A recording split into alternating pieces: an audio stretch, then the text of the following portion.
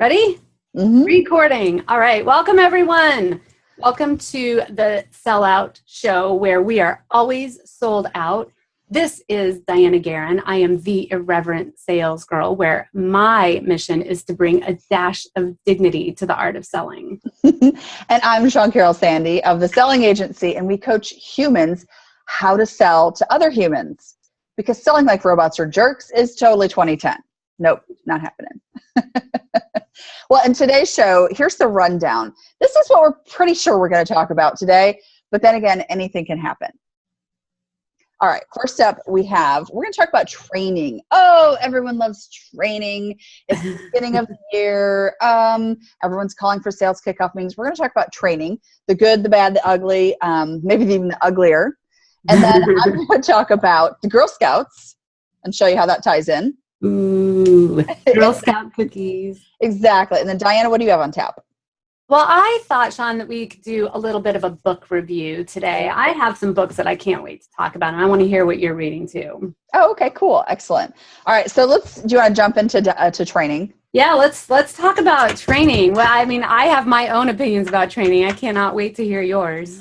Well, it's funny because when I'm in a new audience or in a room or something, and I say to someone, "Oh, selling agency, we do training and coaching and blah blah blah," and, it never fails. I have this like grizzled, old, hardcore, battle weary, salesperson come up to say, "Well, what kind of sales training do you use? What techniques do you use? And what training have you had?" I'm like, I've kind of had them all.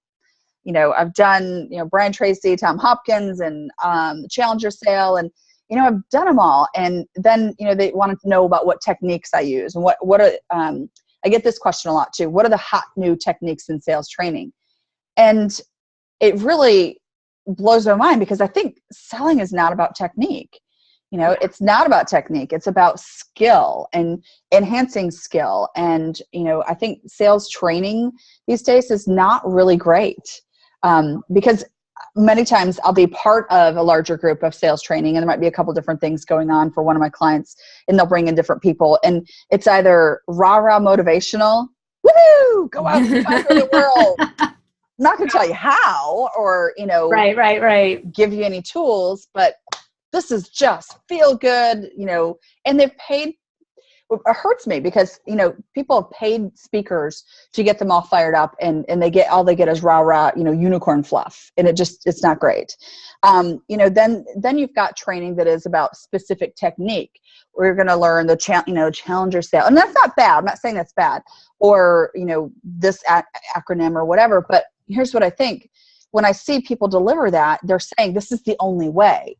And it's not part of a comprehensive set of skills that you develop as a salesperson.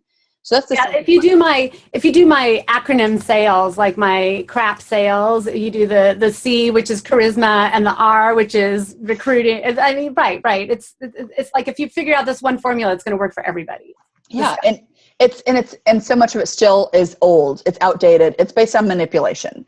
And that is just not something that flies anymore. I mean, we all have felt like that feeling of someone trying to manipulate us, and you just can't anymore. People are too wise to techniques. And then my other beef about training too is when you do have anyone who's focusing on sales training and coaching and telling, giving good stuff, it's always on the mid to later part of the funnel. Right. You gotta get a connection, right? Before you can close somebody. Yeah. I am really finding when I show up to coach a sales team that they're woefully unprepared to engage people and to, put in the work to do the activity and the numbers to engage people. They've only been coached and trained about how to close people, or, what that mid to late funnel, negotiation and stuff looks like. There are people who don't know what to say to people to pick them up and get on the phone with them. I think that's probably the perfect way I can put it. I'm finding salespeople are woefully unprepared to talk to people and to engage them and get them to buy in to having a conversation. Salespeople are taught, I'm going to call the phone. I'm going to pick up the phone and call someone, and I'm going to sell them. I'm going to sell them my product. But yet they're not working on selling them on the idea to stay on the phone for a second, or that to sell them on the idea to have a conversation. People buy in increments. I think that's a big big thing that's missed in sales trainings. People buy in increments. And if you can't get, past the time and trust hurdle, you're never going to sell them on, never going to get to negotiating the terms and that kind of stuff. So I think that there's some big holes in what's happening in sales training in particular.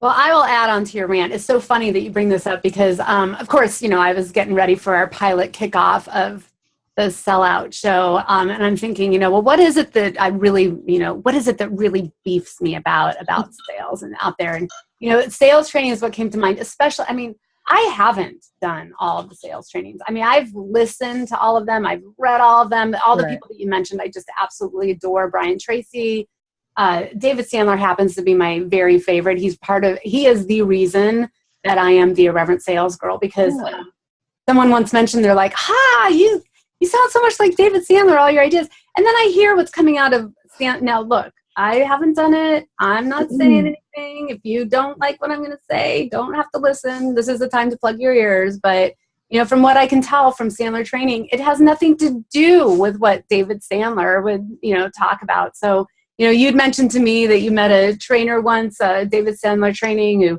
shows up in a, $3,000 suit and looks all spiffy and a, $700 glasses or whatever. And that was never David Sandler. He was always, look like you need help. And as you can tell, I am really good at this, like looking like I need a little bit of help, people are like, oh, the training, it's so pushy. That was the last thing that he was. He's like, hey, look, you're not interested, not a problem. Now when you wake up in the middle of the night at 3 a.m. and wonder, why is it that my clients pay me 4 times as much as my competitor and stay with me, then you should give me a call. But until then, peace out. I love that. So anyway, I'm all about getting yourself trained. But really, Shawn, what you say at the end of the day, the really hard part about sales is that there's somebody else over there that may not behave the way that the trainer taught you that they were going to behave. They're a whole person with a whole thing happening. You have no idea what's going on in their lives. And just to be, sensitive to that and understand that and still have a meaningful interaction, that's the trick about sales, and no acronym is going to solve that. So I'm with you. What is the selling? Not that this is a pitch. Of course it's not a pitch, but what do you do instead with people? Well, I learn my client's client. That's the big thing. In order to coach your clients, you need to really understand where their client is coming from. And so much about, my big concepts in training is you have to understand your customer's currency, the language that they speak and what's relevant to them, the context within which the person you're trying to call does their job. Yeah. One of my favorite things to do with a sales group is to say, tell me about your buyer. Where does your buyer eat lunch? It is such a telling question. Where does your buyer eat lunch? Can they tell you? Oh, no. and I'll tell you where this question came from. I was working with a group and it was an initial meeting. And so I sat in on a sales meeting and they were talking about ops, not ops. I wrote about this last week. They were talking about operations and not opportunities. And it drove me nuts. And, this is a small sales team, and the business owner was asking about this one particular client that they were trying to reach. And the salesperson says, I have booked 5 or 6 lunches with him and he cancels every single time. Ooh. And the thought came to me, he can't go to lunch with you. He's been kind enough to agree, but he can't go to lunch, or he really doesn't want to go to lunch. If you were to really to get to know this person, where does he go to lunch? Does he go home and feed his sick cat every day? Does the morning fall apart completely and he has to cancel lunch because his life is moment to moment? And then, which is a great selling opportunity. What can you help him fix in his life? Or, does he go to the gym and, pump some iron and bang 6 hard-boiled eggs on the way back to work? Or does he go to the vending machine and get a Diet Coke and Cheetos? Seriously, any one of those scenarios could give you insight as to how to reach this person. He cannot go to lunch with you. He does not want to go to lunch with you. Stop trying to freaking schedule lunch with him. Right. That's great. Wow. That's really great. Yeah. Where does your buyer go to lunch? Or, tell me about their lunch. Are they sitting at their desk slugging down a salad? They're an HR director and they've got 8,000, applications on their desk. They're trying to get through background screenings, and, you're thinking they're going to read a 37-page ebook. No. No. These are real examples, actually. I believe you. I believe you. So knowing, so much more, and getting my clients in tune with their buyers to really think about, what, if I'm calling and they're at their desk I'm interrupting lunch, and that can't be, maybe that's a good thing. Or if they can't ever get them, then maybe I need to call 7:45. Just knowing their buyer more and speaking in their currency and understanding the context within which they do their job tells you so much about how you can reach them. So I spent a lot of time on these types of things. And at first you kind of get like these, weird reactions, but it's so effective. And the more they get into it, the more they really put themselves in the shoes and really flip the script. They're thinking about my product, my sales numbers, and to put them in the shoes of their buyers in a real way. Everyone says that. You've got to talk from your buyer's perspective, but really, what does your buyer eat for lunch? Well, what is that exactly? So I'm going to interrupt you for a second. I think we may have to come up with this as a hashtag, but I want to do hashtag millennial moment. Okay. So, and I'm not even sure that these things are true, because I tell you, I have 2 millennials in my life, and neither one of them is like this, but I hear that millennials have a hard time connecting with people. So are millennials any of the people that you train, and is it harder to get them to understand like how to get over and figure out where somebody goes to lunch, or is it kind of all the same, or do you not deal with millennials at all? Well, no, I definitely, there's some millennials in my sales training. And I think that what's interesting is what so much of engagement takes is empathy and compassion. And knowing how to reflect empathy and compassion and having empathy and compassion are 2 different things. And so I would say, if I could make any generalizations about this in this millennial moment, I would say that though I think millennials are fully capable and have empathy and compassion, articulating it and reflecting it is something that I'm definitely having to teach them and coach them in the sales capacity. But see, that might just be a 20-year-old thing. It might not be actually this group. I don't know. When I was 24, could I have, reflected your emotions? I mean, these are things that I had to learn, right? That's very true. That's very true. It may not be, it may be an age thing. That is such a good point. It may be a millennial myth. Yeah. Millennials, most of them probably don't know about caring for aging parents, or, having to drag a sick kid with you to work. Because you've got a job to do, but you have a sick kid. It takes so much empathy and compassion to understand those things. It may just be that they don't have enough life experience to do that. Well, let's transfer from millennial moment to the after millennial moment, because I'm really curious I'll just set this next segment up about Girl Scout cookie selling, because I'm really excited to hear this.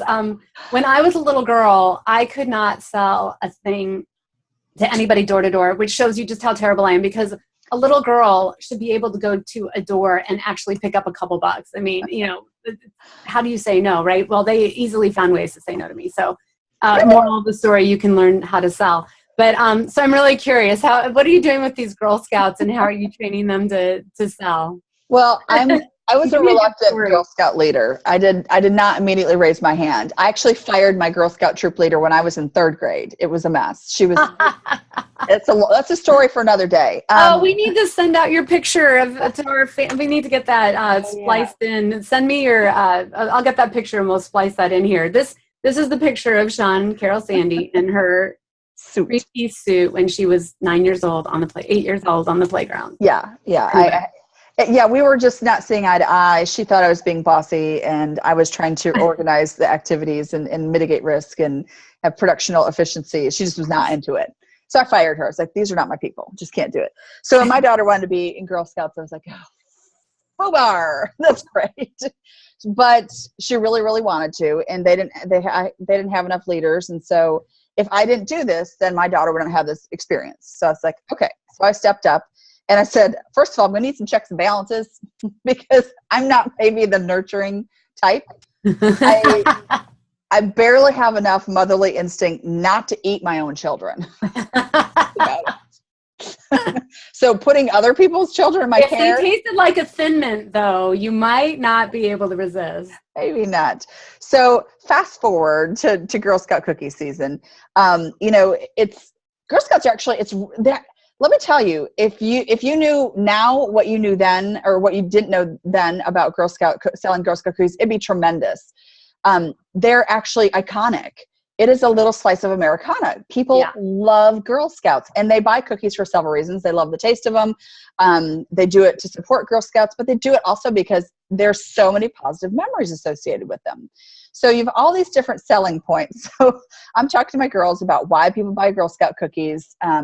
And we changed something really, really, really big in their approach to selling Girl Scout cookies, whether it's door-to-door or booth sales. Door-to-door is something that I make the girls do because you need to be able to understand how to approach someone, knock on the door, look in their eye, have a conversation. You have to have that confidence. I think that's where I fainted. I think that might have been part of the problem. Yeah, well, think about it. It's cold calling, but you've got a great product, right? So, that's probably why I still make cold calling my thing, is I'm still trying to resolve these childhood issues. Oh, breakthrough moment. Now we do the hashtag breakthrough, mental breakthrough. So what traditionally people say is, would you like to buy Girl Scout cookies? And so I said, let's do this. Let's change this up a little bit.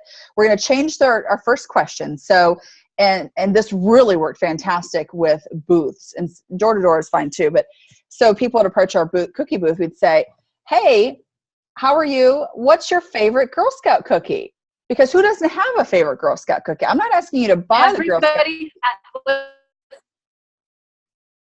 What's your favorite Girl Scout cookie, Shawn? My favorite Girl Scout cookie? Oh my gosh. What's yours? Tagalongs. Yeah, they're peanut buttery. They're the peanut butter coated. Are those the Samoas? No, Samoas are coconut. They used to be called Samoas. Oh. No, Samoas are the coconut with the chocolate. Yeah. They're called.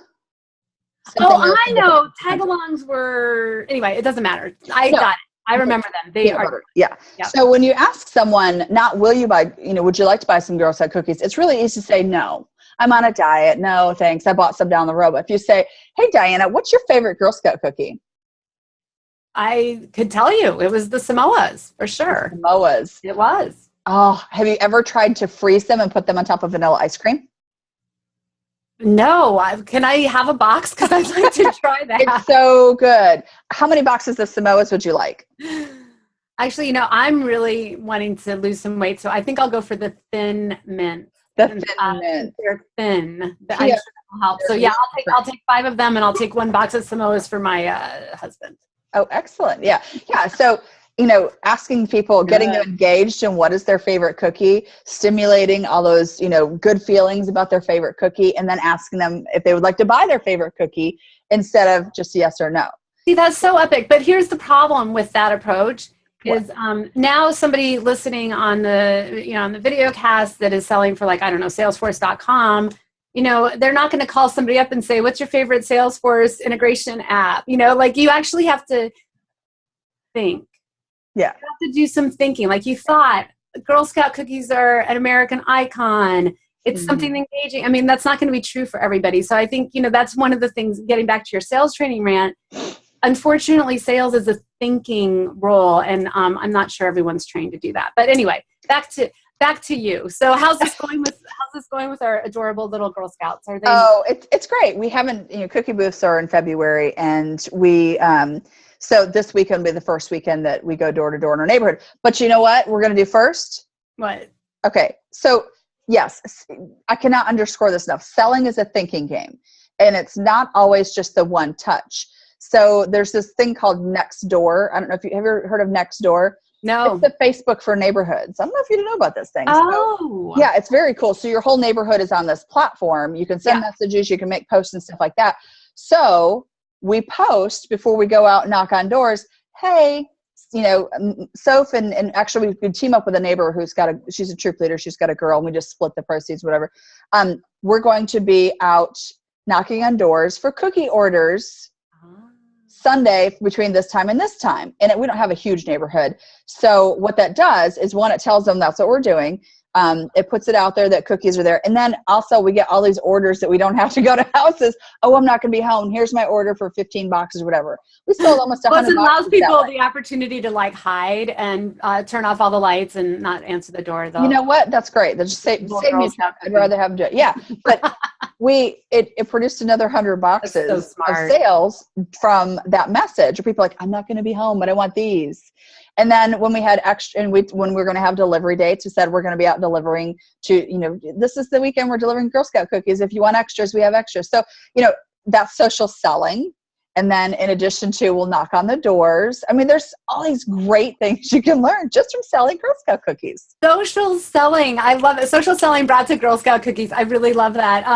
The other thing I really love about what you're talking about is it's so nice to give people a heads up that they're about to be sold to. Because, the reality is that a lot of people do want to buy, or they want to at least hear from you or talk to you, but they don't want to be surprised. Right. Right. And we'll have to put this on the docket for one of the reasons I'm such a mad skills cold caller is because I have the multi-tiered you kind of talked about the sell in increments, but in cold calling, there's 5 things that you do in the first 20 seconds that make your prospect successful right away.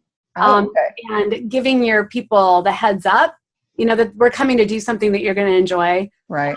And if you can't make it, you can do something about it ahead of time. I think it's really kind to give people a heads up. So anyway, we'll put that on the docket, the 5 steps to make your prospects successful. Yeah, I need to know these things. I have a 3 steps to quickly engage people. That's actually the Bright Talk webinar I'm doing tomorrow. So I want to hear your 5 things too.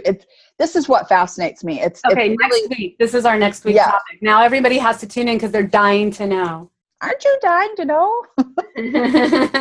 Yeah, but this is about evolution. It's about constantly evolving and trying to be better. And I think that that's a big part of to sort of wrap up our conversation on training too. Is that you've got 2 different kinds of people.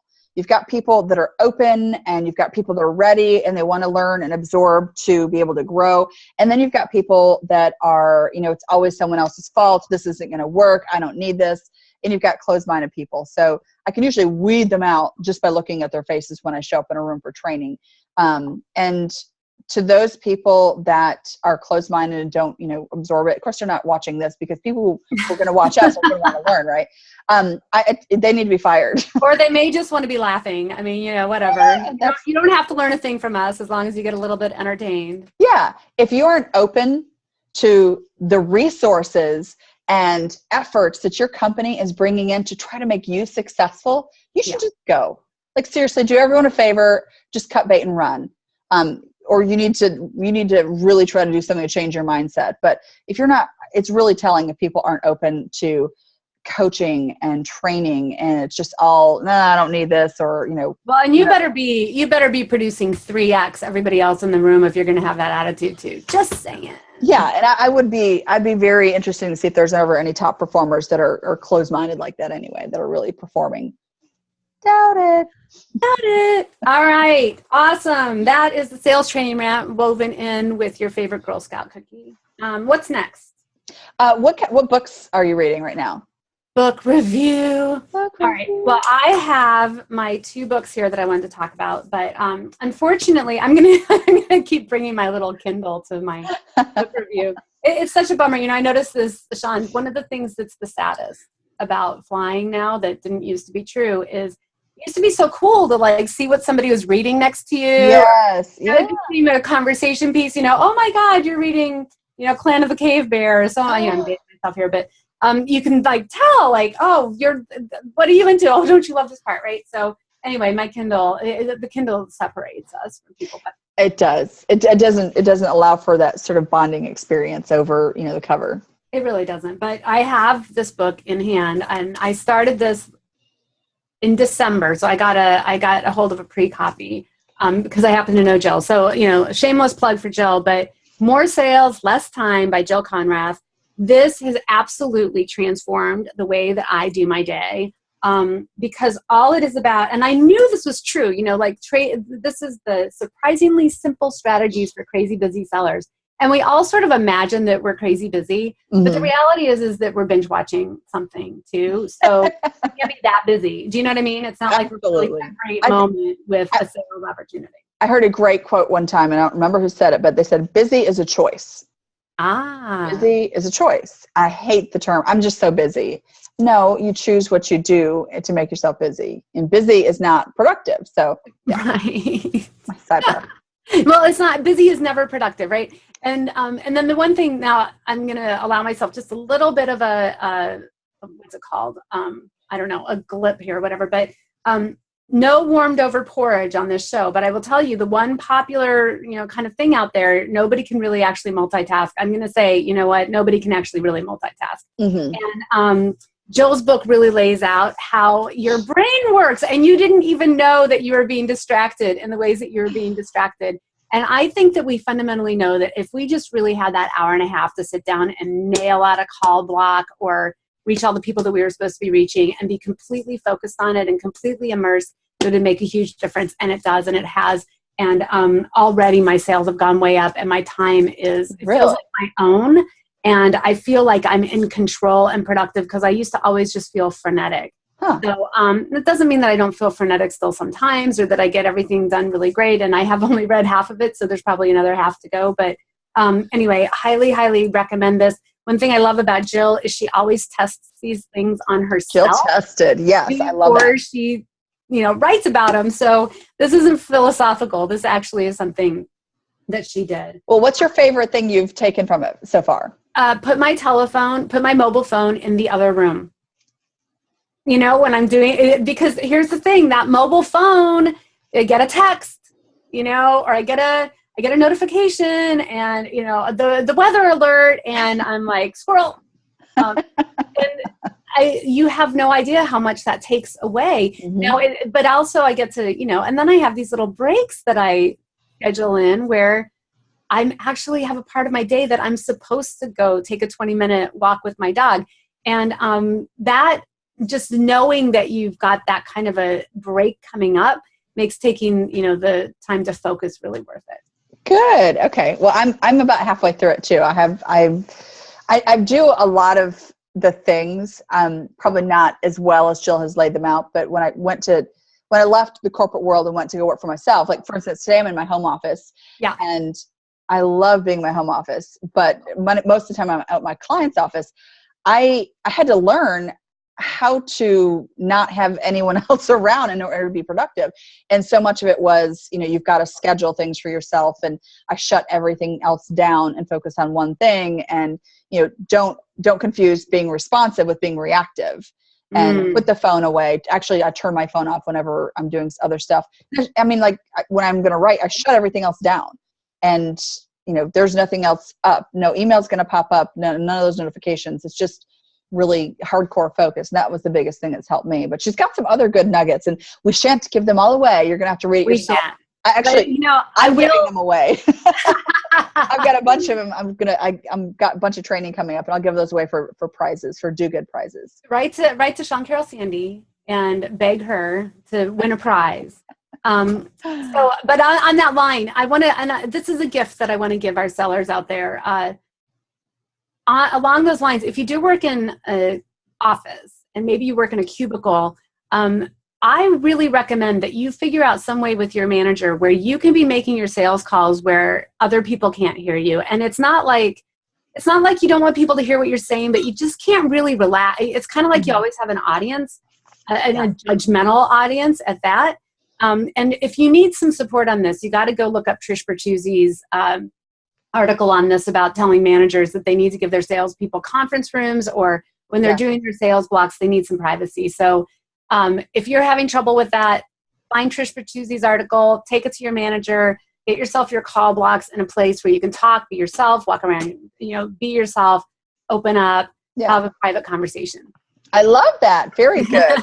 Have you ever done, because for me, I did have, a couple sales positions I had offices and when you had senior roles, but other times I had cubes, and one sales company thought it would be, really leads were so slow and opportunities were so slow, and they just were not effectively, focusing on pipeline development for people. And so they would do these call blitzes where managers would come into town. There's like 2 of them, and they'd put everyone in a conference room with your list. No. Oh yeah. Standing there listening to everyone with 10 people in the room.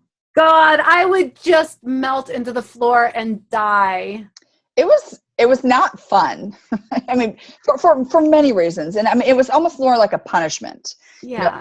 I do sales blitzes with my teams, but it's such a great learning experience for them. They learn, we do a campaign and that we learn about, we really practice the why and practice the engagement piece of it, and, celebrate successes and stuff. But we do it all, we come together and we go away.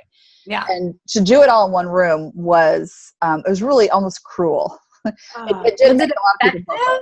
I mean, did they get results? No, right? Oh, it's the things that managers do to salespeople, especially my favorite little junior woodchucks. It's just not fair. So I am your champion. Yes. Yeah. What's your book? What's your favorite book? My favorite book. Well, it's funny because doing so much of the training and stuff right now. Jeb Blount, he's got some great stuff in here about prospecting.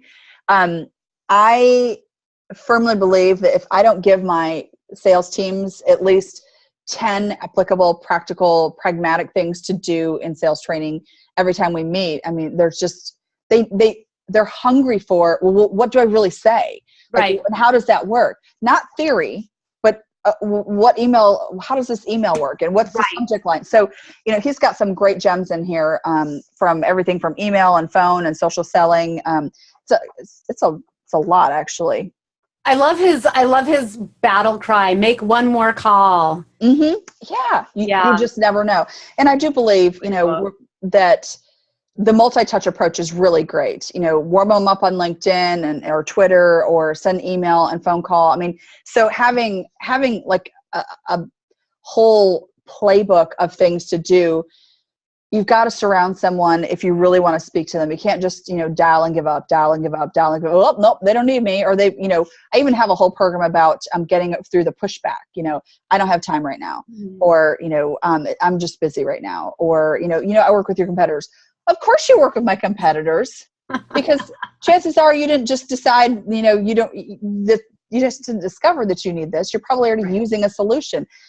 Salespeople are woefully unprepared for pushback.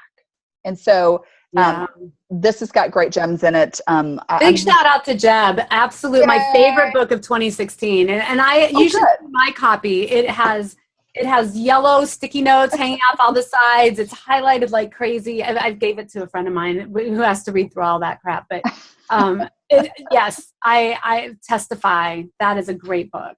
Well, and what I love about what you just said there, and what I love about talking to you, Dianna, is that you're a practitioner.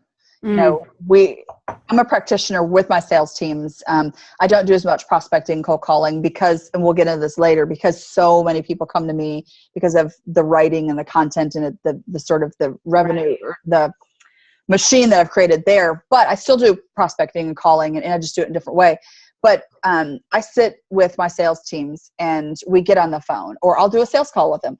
Or my favorite, we'll go on ride-alongs. But you're a practitioner, and so knowing so much about what's happening with customers and sales teams right now versus just talking in theory is, it's just what the sales world needs right now, is more practitioners giving great insights.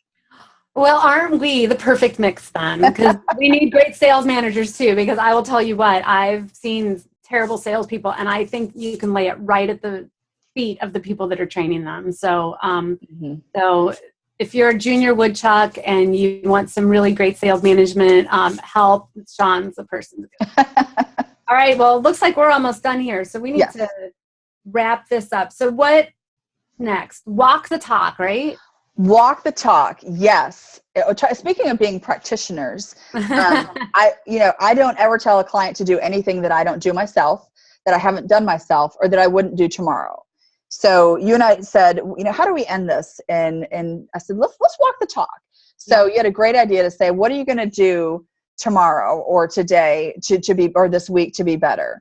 So do you have yours? Yep. What I'm going to do this week to be better is I had a Shawn, Karol, Sandy moment this week as I was looking at your blog, and it's so embarrassing. I feel so naked because my blog I haven't posted since November. We all get so busy. Now, I think content production is not only important for people who want to be subject matter experts, we are in the top 5 sales experts in the country, right? Wasn't that right? Yes, absolutely. Yeah, on our list. But but it's the sold out sellout list. Exactly. We're always sold out. If Jim Keenan's got a great book on this called Not Taught. If you want to be in this world, you need to be online. You need to be visible. You need to have your personal brand. I don't care if you're working for a company. You need to have a personal brand. I need to get my content updated. And I'm going to reach out to you after and really see how you manage that, because content takes time to create. And I sort of let it go. And it's kind of like letting your workout regimen go to the side. Mm-hmm. You're going to pay for it in the future. So I'm getting my content back on track this week. Good for you. It's a pipeline. I mean, it's key to your pipeline development. That for me was been the single best thing I did for my business, was to commit to every single week, come hell or high water, even hit by a bus, there's a new piece of content that goes on the website, which then goes in the email, which then gets distributed to social media. So it is a lead magnet for me. And every week I get responses. So good for you. And I'm happy to help with that. So my walk the talk moment is going to be this week. I have 4 training sessions within this week, and 3 of them are with new teams. So I've worked some with these folks, but my commitment is to really understand and learn the material that I want to communicate to them, but to prepare so much so that I can wing it and customize it in the moment. So I think so many times maybe you've been in a training sessions or whatever, and you just feel like the trainer's not reading the room, or they're not really connecting with everyone. So my goal is to be really present with the people that are in that room, because this can impact their life. This can impact their career. This impacts the company, of course. But for individuals that are, this is, do I need a new car? Or, my wife and I were going to do in vitro fertilization, but I need, this is like real stuff. So selling matters to people. And so my goal is to be really in the moment and present, to make sure that I'm reaching people, and that what we're delivering training is applicable and usable, and that they're going to go out and just absolutely nail it because they're more prepared, they've worked on their skills, and they're going to just be more successful. Brilliant. It's like playing the scales, and then you let it wail. Whoever said that, BB King or whatever. That's awesome. Love it. All right. Well, I think that brings us to the end of our show. Thank you for joining us. And I'll start with how we're going to end this, and then you'll end it. So I will say, stop hoping. Start selling. Rock it on. Thank everyone. You.